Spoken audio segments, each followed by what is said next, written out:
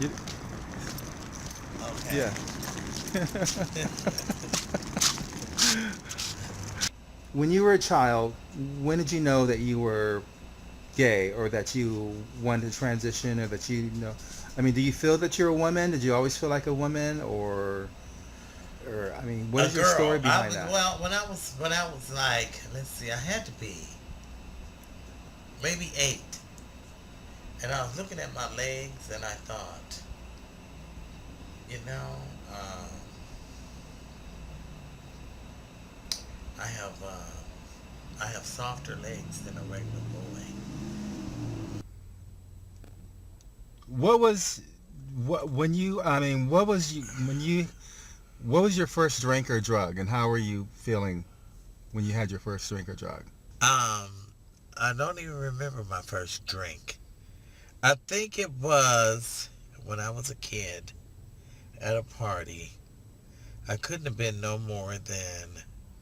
All I remember was they used to spike the punch. The adults used to spike the punch for the kids in the projects when we used to have parties. And some parents used to put vodka in the punch. And we'd all get drunk, and they thought it was funny that we got drunk. And How old were you? it's about, I think I was about 10. When So did you recognize that your drinking and using was a problem? What happened? when I hit somebody in the face and went to prison in 1988. Oh, 1988, I was drinking and I got in trouble and I hit this guy in the face with a. I mean, I was very violent when I drank, and oh, I hit this guy with a board or just whatever I hit him with. I don't remember. what what was your absolute bottom that made you want to seek help in the program?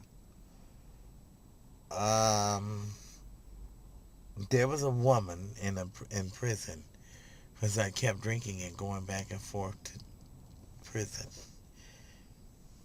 and there was a woman in there that was a counselor. Her name's Miss Gasser, and she said to me, "You know, your drinking is.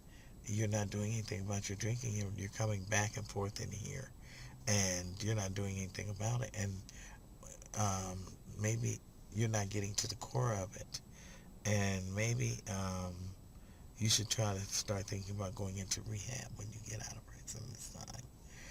Because if you don't, you're going to keep coming back in here. Maybe you're going to die out there." And I thought, whoa. When she said that, I said, that's when I knew I had a problem. When she said that to me in prison. And I was like, okay, you're right. I felt defeated. Hmm. When um so when you came into Alcoholics Anonymous, did it click right away? Did you immediately know? No. And I'm glad that I did have my experiences with relapse and that it did click this time. And it clicked this time. Yeah. If someone thinks they might be having a problem drinking and using drugs, what would be your advice to them? What would you tell them?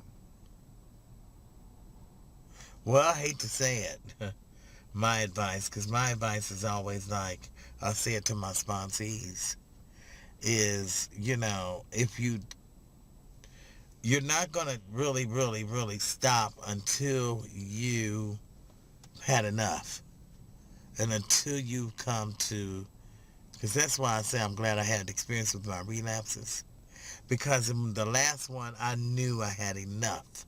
It was just it.